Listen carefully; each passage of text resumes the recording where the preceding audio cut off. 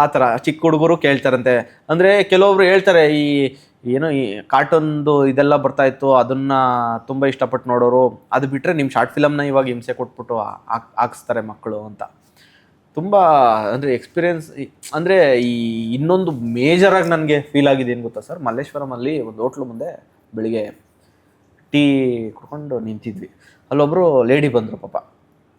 ಅವ್ರು ಬಂದ್ಬಿಟ್ಟು ನೀವು ಶಾರ್ಟ್ ಫಿಲಮ್ ಎಲ್ಲ ಮಾಡ್ತಿರಲ್ಲ ಅವರೆಲ್ಲ. ಹ್ಞೂ ಮೇಡಮ್ ನಮ್ಮದೇ ಟೀಮು ಶೂಟಿಂಗ್ ಹೋಗ್ತಾಯಿದ್ದೀವಿ. ತುಂಬ ಥ್ಯಾಂಕ್ಸ್ ಅಪ್ಪ, ತುಂಬ ಖುಷಿ ಆಯ್ತು ನಿಮ್ಗೆ ನೋಡಿ, ತುಂಬ ಥ್ಯಾಂಕ್ಸ್ ನಿಮಗೆ.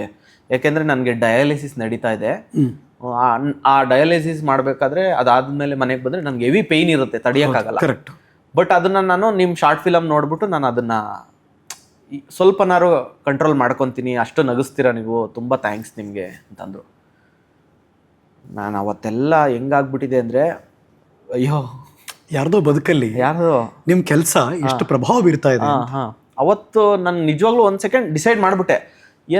ಅಂದರೆ ಅಲ್ಲಿವರೆಗೂ ಏನೋ ಒಂದು ಬೇರೆ ದಾರಿನೂ ನೋಡ್ಬೋದಾ ಅನ್ನೋದೊಂದು ಎಲ್ಲ ಮೈಂಡಿಗಿತ್ತು. ಬಟ್ ಯಾವಾಗ ಈ ಥರ ಎಲ್ಲ ಆದಾಗ ಬೇರೆ ದಾರಿನೇ ಬೇಡ, ನಮಗೆ ಬೇರೆ ಇದರಲ್ಲಿ ದುಡ್ಡು ಸಿಗಲಿಲ್ಲ ಅಂದ್ರೂ ಪರವಾಗಿಲ್ಲ, ಏನೋ ಜನ ಇಷ್ಟಪಡ್ತಾ ಇದ್ದಾರೆ, ಖುಷಿಯಿಂದ ನಗ್ತಾ ಇದ್ದಾರೆ, ಇದನ್ನು ಮಾಡ್ಕೊಂಡೇ ಇರೋಣ, ಅದೇನಾಗುತ್ತೋ ಆಗಲಿ ಅಂತ ಅವಾಗಿಂದ ನುಗ್ಗಿದ್ದು. ಬಟ್ ಇವಾಗ ಎಲ್ಲ